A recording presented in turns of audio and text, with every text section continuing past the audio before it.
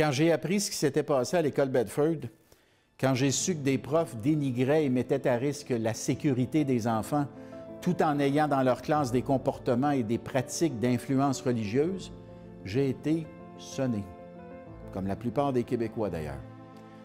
Parce qu'on s'entend tous pour dire que ça ne peut pas être ça, l'école québécoise.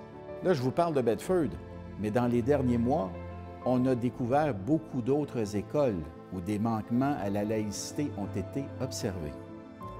Comme ministre de l'Éducation, j'ai la responsabilité d'agir parce que l'école québécoise, elle est laïque. Elle doit être un lieu à l'abri des influences idéologiques ou religieuses, un lieu où la liberté de pensée et la liberté de conscience des élèves doivent être respectées.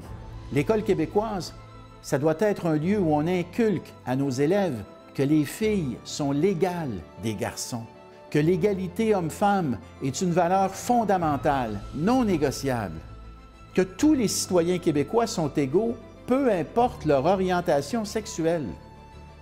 L'école québécoise doit aussi être un lieu où la science et l'éducation sexuelle sont enseignées comme le veut le programme scolaire. Un lieu où les accommodements religieux n'ont pas leur place, surtout lorsqu'ils compromettent la réussite éducative des élèves et la mission de l'école québécoise.